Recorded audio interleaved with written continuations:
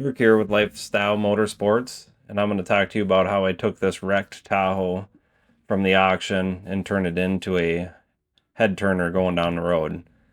As you can see, the suspension was damaged, interior is in disarray, had aftermarket stereo that was taken out, and here I am at the auction buying it. Live auction, put my bid in at $3,100, ended up winning it for a little less, $2,800. And I had it shipped up here from Oklahoma. I'm in Minnesota. As you can see, it's arrived on the transport. I did have to put a different wheel on the right front because the rim was busted and you cannot roll it off the trailer like that. A little sketchy doing it the way I did it. Jacked it up on the guy's trailer and swapped wheels and then actually pulled it off with my other truck because this thing did not start when it arrived. Um, Thought it was maybe a dead battery. Turned out to be a little more than just a dead battery. But this is what it looked like when it was finished.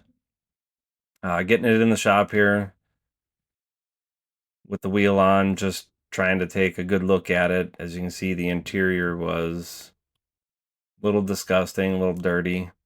By a little, I mean a lot disgusting. Had some funky smell to it. Trim panels were missing, not missing, but off and just kind of tossed around. Had a big aftermarket stereo that had been taken out, looks like, quickly. This was everything I took out. I stripped the entire interior out just to give it a deep clean. We're talking underneath seats. As you can see, it was pretty dirty under this seat. What it looked like afterwards, going through it. I wanted to get behind all the plastic panels, get the sheet metal wiped down, get the back sides of the trim panels cleaned. Then the carpet and the headliner deep cleaning, even behind like the AC compressor in the rear. There's the rear HVAC unit. Getting behind that center console, gross. Little TLC, and you can make the interior look really, really nice. This had 250,000 miles on it. Seat was cracked, of course, with the lift kit, getting in and out of it all the time. Bound to crack. Being a Z71 with the silver inserts, a little tougher to find a new leather skin for it, so I just kind of left it the way it was. But as you can see, the interior is much cleaner now. Almost look like a new truck. The rear seats, I mean, it's like nobody ever even sat in them. Swapped the front door panels out, went to the junkyard, got some new ones, put those in with the stereo. It was cut out, so needed new ones. The lift kit that was in this, the rear cradle or cross member was bent a little bit, pushing the suspension forward, the lower control arm. So the CV shaft to shock was a little tighter. This was after I got it bent back in place. Had the same gap, passenger side to driver side.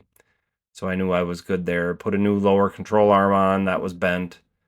This was the wheel. The whole lip was ripped off. Rear wheel was cracked. So it needed new wheels, of course. Can't buy these in chrome anymore. They were too wide for the truck anyway.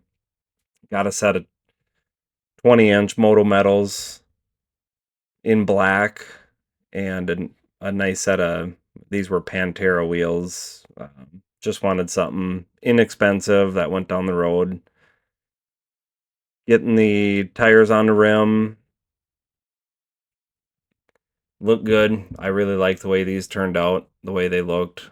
Nice smooth lip on them. Inexpensive rim and tire combo. Less than $2,500, I think, for a set of wheels and tires. 35-inch tall tire. So good tire to put on there. Then I found out there was a coolant leak coming out of the exhaust, so head gaskets were leaking internally. Stripped the motor down relatively quickly, at least the top end.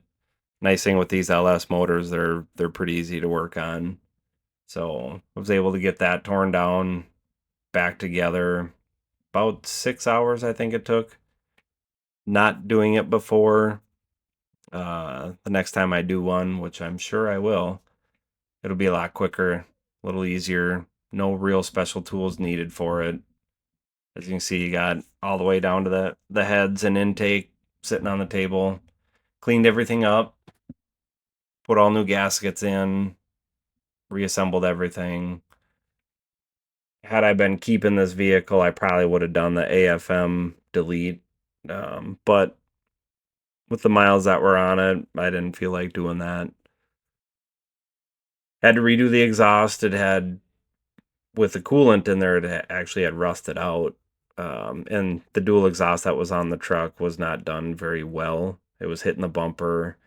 So what I did was cut the Y coming off the two heads, separated it out.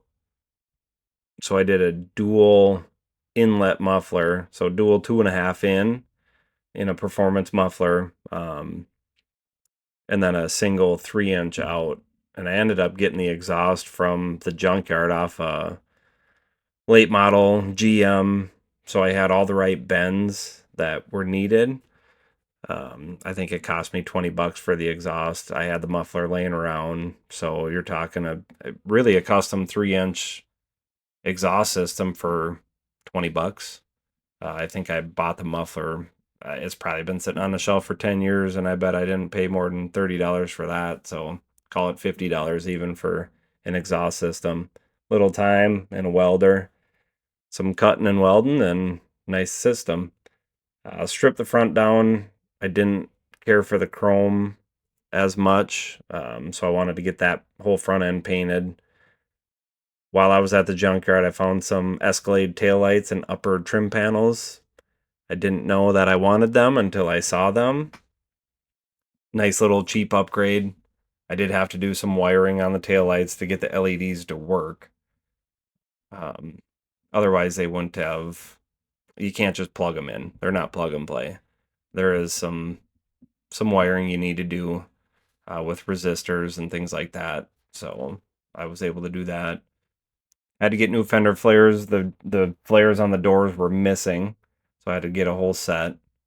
Blew up my little portable paint booth here. This is my big one. I have two. I have a large one and a small one.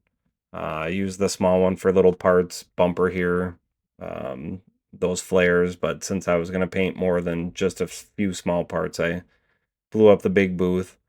The front really didn't, the hood didn't need to be painted, but it had a lot of rock chips in the front. And since I was painting the grill and putting a new bumper on, I figured I'd just clean it up, get rid of the rock chips, and just respray the whole hood along with everything else.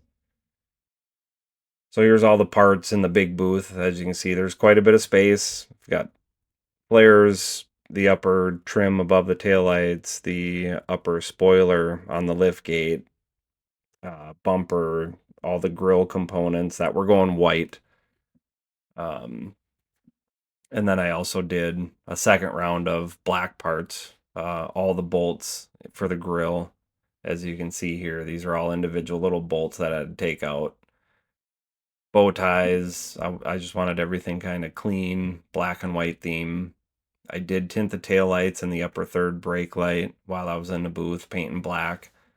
When I was going to clear coat all the black stuff, I cleared that and then I mixed in a little bit of black into my clear. As you can see here, walking around, that's the tail light after it was tinted. You can go different shades of darkness or different levels based on how many coats you put on.